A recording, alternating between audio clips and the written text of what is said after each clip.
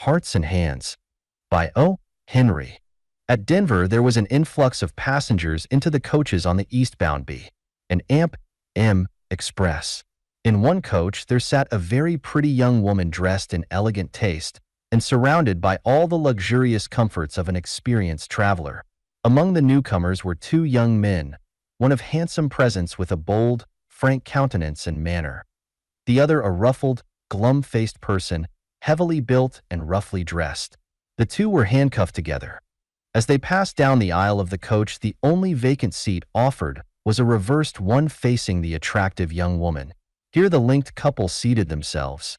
The young woman's glance fell upon them with a distant, swift disinterest. Then, with a lovely smile brightening her countenance and a tender pink tinging her rounded cheeks, she held out a little gray-gloved hand.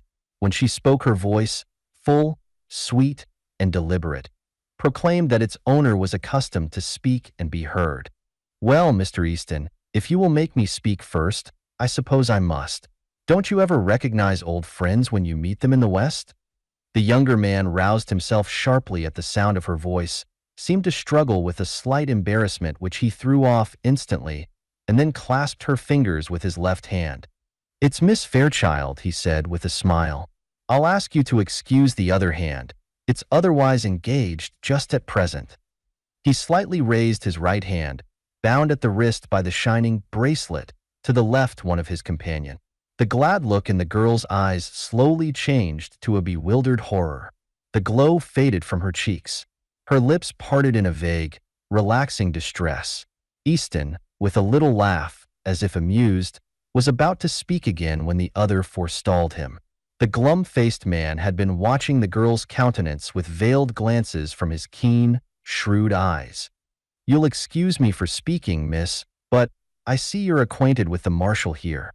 If you'll ask him to speak a word for me when we get to the pin, he'll do it, and it'll make things easier for me there. He's taking me to Leavenworth prison. It's 7 years for counterfeiting." "Oh," said the girl, with a deep breath and returning color. "So that is what you are doing out here? A marshal?" "My dear Miss Fairchild," said Easton calmly, "I had to do something. Money has a way of taking wings unto itself, and you know it takes money to keep step with our crowd in Washington. I saw this opening in the West, and well, a marshalship isn't quite as high a position as that of ambassador, but—" "The ambassador," said the girl warmly, "doesn't call any more. He needn't ever have done so. You ought to know that. And so now you are one of these dashing Western heroes, and you ride and shoot and go into all kinds of dangers. That's different from the Washington life.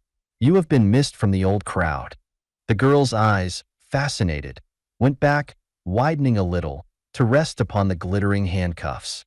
"Don't you worry about them, miss," said the other man. "All marshals handcuff themselves to their prisoners to keep them from getting away. Mr. Easton knows his business." "Will we see you again soon in Washington?" asked the girl. "Not soon, I think," said Easton. "My butterfly days are over, I fear." "I love the West," said the girl irrelevantly. Her eyes were shining softly. She looked away out the car window. She began to speak truly and simply without the gloss of style and manner. "Mama and I spent the summer in Denver. She went home a week ago because father was slightly ill. I could live and be happy in the West. I think the air here agrees with me. Money isn't everything, but people always misunderstand things and remain stupid." "Say, Mr. Marshal," growled the glum-faced man, "this isn't quite fair. I'm needing a drink and haven't had a smoke all day. Haven't you talked long enough? Take me in the smoker now, won't you? I'm half dead for a pipe." The bound travelers rose to their feet, Easton with the same slow smile on his face. "I can't deny a petition for tobacco," he said, lightly. "It's the one friend of the unfortunate. Goodbye, Miss Fairchild. Duty calls, you know."